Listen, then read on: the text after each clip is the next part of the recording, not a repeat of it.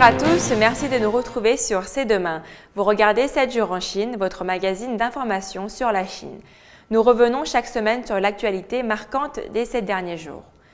Le 27 janvier 2014 marque le 50e anniversaire des relations bilatérales entre la France et la Chine. À cette occasion de la date qui correspond à l'anniversaire de la décision historique de l'établissement des relations diplomatiques entre les deux pays, une grande réception a eu lieu au Grand Palais du Peuple avec la présence de hauts dirigeants des deux pays. Par ailleurs, une exposition sur les 50 ans de relations sino-françaises a été inaugurée au Musée national. Lundi, c'était une grande réception qui était organisée au Grand Palais du Peuple en l'honneur de l'amitié qui lie la Chine et la France. La France est le premier grand pays occidental à avoir établi des relations diplomatiques avec la Chine nouvelle. C'est le premier grand pays occidental à avoir développé un partenariat global stratégique et un dialogue stratégique institutionnalisé avec la Chine. La Chine et la France sont membres permanents du Conseil de sécurité de l'ONU. Ces deux pays partagent des positions similaires sur beaucoup de questions internationales et régionales et maintiennent une coordination étroite. C'est ce qui contribue ainsi à la paix et au développement du monde. Au XXe siècle, les Français n'oublient pas les connexions entre leur pays et les grands dirigeants chinois qui allaient présider à partir de 1949 aux destinées de leur pays. Le fait que Zhou Enlai et Deng Xiaoping se soient rencontrés à Paris reste présent dans nos mémoires. De l'autre côté, sur la place Tiananmen, au Musée national, une exposition consacrée aux 50 ans des relations Chine-France a été inaugurée en grande pompe. Sur un espace de 500 mètres carrés s'étalent des photos illustrant l'histoire des relations sino-françaises, dès leur acte de naissance jusqu'à nos jours. C'est la Fondation Charles de Gaulle qui a organisé cet événement. Je pense que c'est une exposition extraordinaire. Lorsque je regarde beaucoup de photos, qui peut alors me faire penser à un moment particulier que je travaille là-dedans. Et c'est-à-dire, je constate vraiment les relations sino-françaises sont tellement extraordinaires qu'il n'est pas comme les autres. Je crois que c'est un moment émouvant pour des gens comme moi qui a appris le français et qui a vécu à la fois une expérience en France et qui a évidemment suivi les échanges entre la France et la Chine. La journée d'inauguration s'est clôturée avec un concert joué par l'orchestre de la garde républicaine. Nous allons faire de la musique d'opéra, de la musique lyrique, avec l'accompagnement de 2 chanteurs, donc un chanteur français et une chanteuse chinoise.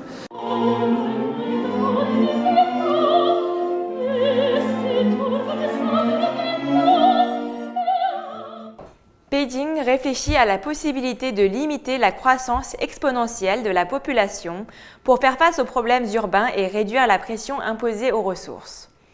La ville de plus de 20 millions d'habitants pourrait ainsi taxer ses ressources limitées. Lieu d'habitation de plus de 20,6 millions de personnes, Beijing est peut-être la capitale la plus peuplée du monde. La foule et les files semblent être une caractéristique permanente de la ville. L'impact ne peut toutefois pas être ignoré. Beaucoup de discussions sont en cours sur l'équilibre entre la croissance de la population, l'environnement et les ressources. Le congrès populaire municipal de Beijing qui vient de se terminer a essayé de trouver un moyen de sortir du dilemme. La population permanente de Beijing a augmenté en moyenne de près de 600 000 habitants par an durant la dernière décennie, dont près des 3/4 sont des migrants.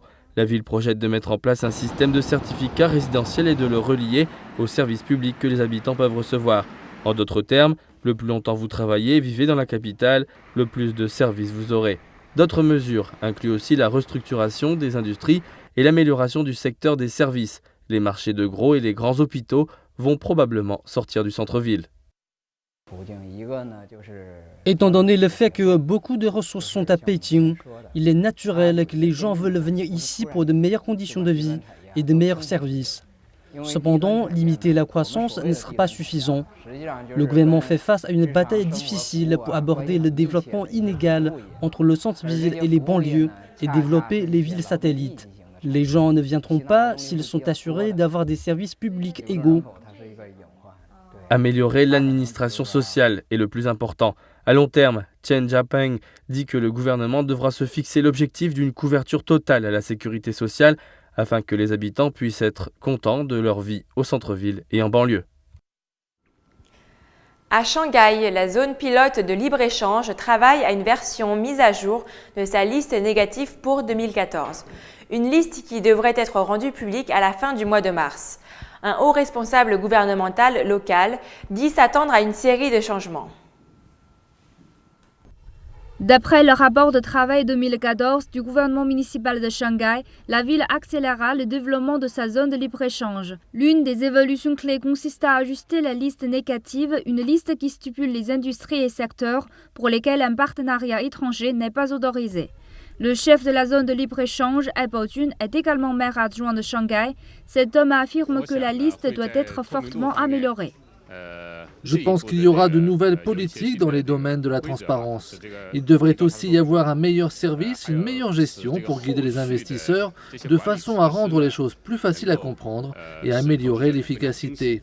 Il devrait toujours y avoir des améliorations. Par ailleurs, les responsables publics affirment que certaines mesures financières anticipées ont déjà été mises en place. Nous faisons connaître les articles un par un au fur et à mesure. Nous n'attendons pas systématiquement pour diffuser une liste d'ensemble des mesures à appliquer. Par exemple, nous avons déjà initié une plateforme transfrontalière du renminbi et de prêts offshore en renminbi. La prochaine étape est de se concentrer sur la gestion de conversion des devises. Nous étudierons aussi la meilleure façon de pouvoir attirer les entreprises internationales pour qu'elles implantent leur siège ici.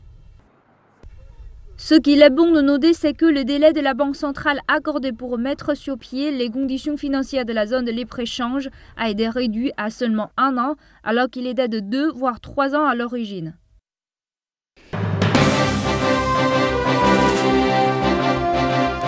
On se rend maintenant au Musée national de la capitale de Beijing, qui organise ces jours-ci une exposition équestre en l'honneur de l'année du cheval qui a débuté. L'exposition est divisée en plusieurs sections, dont une section de devinettes sur le roi Qing. Pour accueillir l'année du cheval en grand, le musée de la capitale de Beijing ressort de ses voûtes quelques-uns de ses plus beaux trésors. Plus de 80% des articles sont exposés pour la première fois devant public. Cette statuette, par exemple, a été réalisée durant la dynastie Tang, il y a quelques 1500 ans. Et si vous voulez en savoir plus sur le sport équestre, voici un manuel de la dynastie Qing. C'est une exposition tellement bien organisée. J'ai amené mon fils aujourd'hui et il trouve tout cela bien intéressant. Je ne savais pas qu'il y avait tant de races différentes de chevaux. J'ai vraiment beaucoup appris aujourd'hui. L'exposition est divisée en 3 sections. Près des articles anciens, il y a une section consacrée aux peintures de chevaux qui comprend des œuvres du regretté peintre chinois Xu Beihong. Les chevaux sont élancés et musclés avec un regard tragique. Chaque coup de pinceau raconte l'époque trouble dans laquelle Xu a vécu. Les histoires et les légendes qui parlent des chevaux sont très nombreuses. Et plusieurs expressions et proverbes chinois font aussi référence aux chevaux. Nous voulons que les visiteurs qui viennent ici soient vraiment imprégnés par les signes zodiaques chinois. Il y a une section spéciale réservée aux devinettes. En voici une intéressante. Quelle position occupe le roi singe dans le palais céleste? Voici un indice. Il s'occupe de tous les chevaux.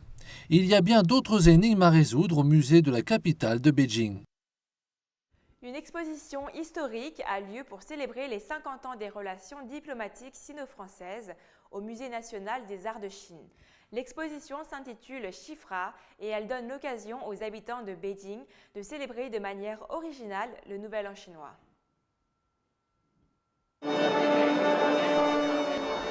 Un salon des arts où l'Orient rencontre l'Occident. La cérémonie d'ouverture de l'exposition Chifra accueille des artistes et des amateurs d'art de Chine et de France lors d'une soirée pleine de dialogues passionnés.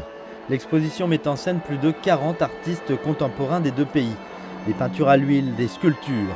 Et c'est la première fois en plus de 100 ans que des artistes contemporains de Chine et de France exposent en un même lieu, ensemble. En mettant ces œuvres dans un musée, vous faites vivre les œuvres. Ce qui contraste avec les expositions parisiennes des Champs-Élysées l'an dernier, qui étaient plus accessibles. L'exposition Chifra avait en effet commencé sur les Champs-Élysées en octobre 2013. L'exposition avait attiré plus de 20 000 visiteurs de 20 pays en 2 semaines, permettant un dialogue entre les peintres et les visiteurs, mais aussi entre peintres. Une exposition de peinture chinoise avait déjà attiré l'attention du public parisien en 1933. Beaucoup d'artistes comme Su Beirong ont étudié la peinture en France et ont ainsi revigoré l'utilisation de l'encre et de la couleur dans la peinture chinoise. Nous ne sommes pas influencés par la peinture à l'huile française contemporaine autant que par la peinture française classique, parce que l'huile est moins utilisée de nos jours en France. Ce n'est pourtant pas le cas en Chine, où la croissance rapide de l'économie depuis des décennies a nourri un intérêt particulier pour les arts de prestige. C'est que finalement la question de la peinture, aussi bien en Chine qu'en France ou qu'en Occident, a toujours été la forme, la lumière, dans les limites du format. Pour les artistes de l'exposition Chifra, l'art de l'ombre et de la lumière est le plus important, suivi de l'art du partage et du dialogue. L'exposition durera jusqu'au 16 février au Musée national des arts de Chine, avant de partir en tournée dans tout le pays. Merci à tous de votre fidélité. Je vous donne rendez-vous la semaine prochaine sur C'est demain à 22h30.